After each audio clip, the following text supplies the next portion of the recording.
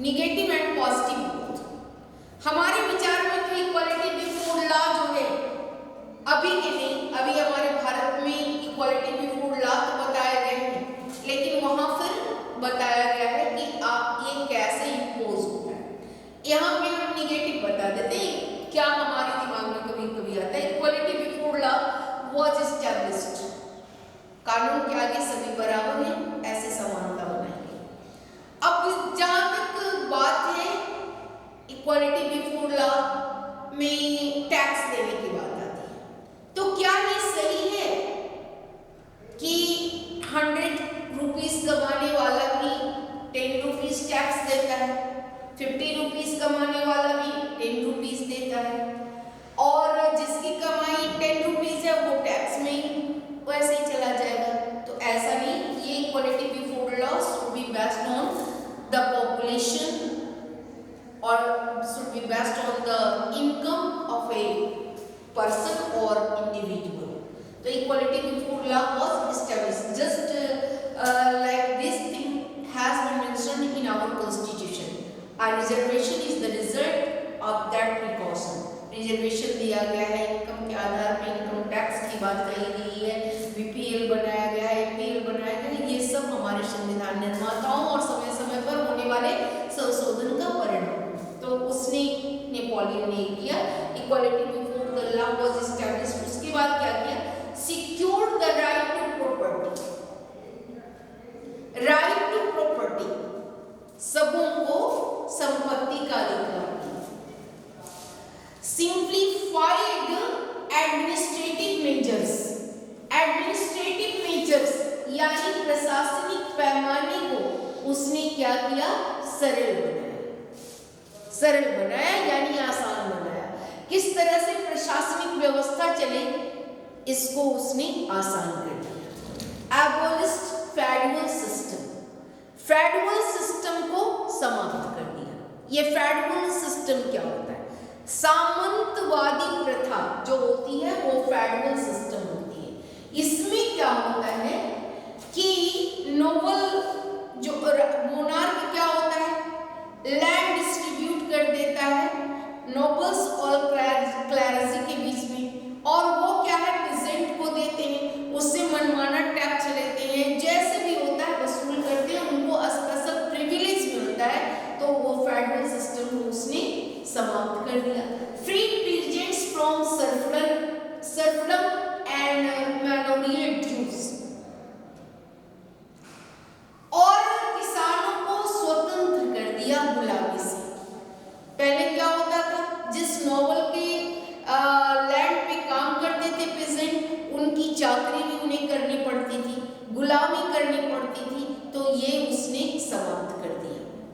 और फिर अब उन्हें फेडरल ड्यूज भी नहीं देना पड़ता था, लगान टैक्स भी नहीं देना पड़ता था, क्योंकि सबों के लिए एडमिनिस्ट्रेटिव सिस्टम जो है सिंपल कर दिया गया था, आसान बना दिया गया था, और फेडरल सिस्टम खत्म कर दिया था। तो प्रिविलेज जो बाय बर्थ होता था वो समाप्त कर दिया। फेडरल सिस्टम में क्या होता था? A special privilege given on the basis of birth, जन्म के आधार पे जो किसी को विशेषाधिकार मिलता था वो समाप्त कर दिया। तो ऑब्वियसली सर्फडम खत्म हो जाएगा, फेडरल ड्यूज भी समाप्त हो जाएंगे प्रेजेंट के लिए। उसके बाद गोलेट रिस्ट्रिक्शंस वेयर रिमूव्ड। व्यवसायियों का एक संघ होता था, उनके द्वारा वो नियम जो कानून बनाते थे उसके अनुसार व्यापार करना पड़ता था, तो ये भी नेपोलियन ने समाप्त कर दिया। Transport and communication system were improved.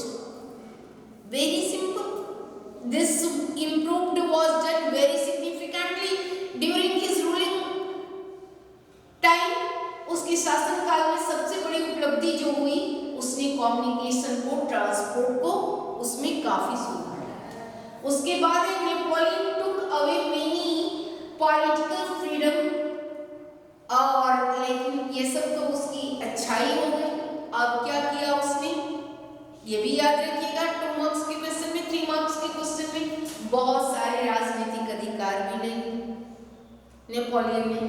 जो राजनीतिक स्वतंत्रता मिली थी, जिसको रिवॉल्यूशनरी ने स्टेप बाय स्टेप करके दिया था, वो तुरंत ही ज्यों ही नेपोलियन का शासन काल आया, he was, you consider that he was conservative man, आपने पढ़ा होगा, लिबरल थे, कंजर्वेटिव थे, तो ये सब जो थे रेडिकल थे, तो वो क्या है, पुरानी सिस्टम जो थी वो लाई, तो पॉलिटिकल फ्रीडम ले लिया, increased taxes, impose censorship, tax को बढ़ा दिया, सेंसरशिप लगाया। सेंसरशिप में क्या होता है, बिफोर पब्लिकेशन और रिलीजिंग एनीथिंग,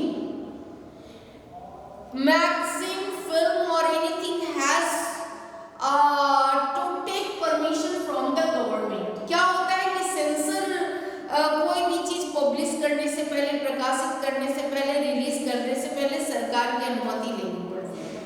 तो उसने क्या किया, कोई भी समाचार पत्र, पत्रिका, फिल्म, गाने, ये सब प्रकाशित होने से पहले, रिलीज होने से पहले सेंसरशिप लगाने की बात कही। And force people to join army, और लोगों को जबरदस्ती आर्मी में एडमिट होने के लिए करता था, युवाओं को खास करके गांव से पकड़ पकड़ के करता था, तुम सैनिक बनो। तो ये these are demerits, you can explain it, it can be very very useful for 3 marks question। अब नेक्स्ट जो टॉपिक है, the making of nationalism in Europe, राष्ट्रीयता की भावना, नेपोलियन को जाना, फ्रेंच रिवॉल्यूशनरीज जो किया वो जाना, तो आप नेशनलिज्म इन यूरोप, यूरोप में नेशनलिज्म कैसे हुआ, तो एक वाकया जानिए, no nation states were in Europe because of not common identity और कल्चर।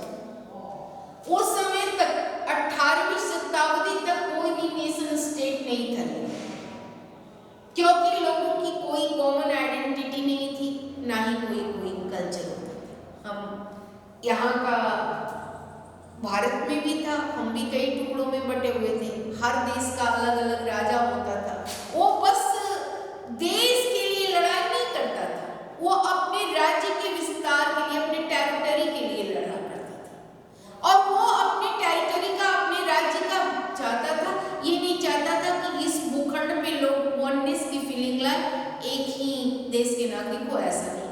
तो वही बात थी, ना कॉमन आइडेंटिटी था, ना कोई कॉमन कल्चर था 18वीं शताब्दी तक। People residing in different areas spoke different language, जो विभिन्न क्षेत्रों में लोग रहते थे, कॉमन लैंग्वेज भी नहीं था। जैसे आप कहते हैं ना कि हिंदी हमारी क्या है, राष्ट्रभाषा नहीं है, लेकिन मातृभाषा है, हर भाषाओं की जननी है, तो हर जगह का जो होता है अपना अपना लैंग्वेज होता है, अपनी अपनी मातृभाषा होती है, तो वहाँ का कोई हर क्षेत्र के लोग का डिफरेंट लैंग्वेज होता था। जैसे एक एग्जाम्पल हमने दिया है कि in Hungary half of the population spoke Magyar and other half spoke variety of dialects. अब हंगरी में चले जाइए तो वहाँ की आधी आबादी मैग्योर बोला करती थी, और दूसरे जो है variety of dialects and Galicia people spoke Polish. Galicia के लोग जो है पॉलिश भाषा बोलते थे, और वैरायटी ऑफ डायलेक्ट्स बोला करते थे। डायलेक्ट्स क्या होता है, संवाद होता है, जैसे भोजपुरी है, मगही है, बंगाली है, पंजाबी है, ये क्या है, हमारे क्षेत्र की अपनी भाषा होती है, अलग अलग क्षेत्रों की, तो वो क्षेत्रीय जो फोक लैंग्वेज होते हैं वो डायलेक्ट्स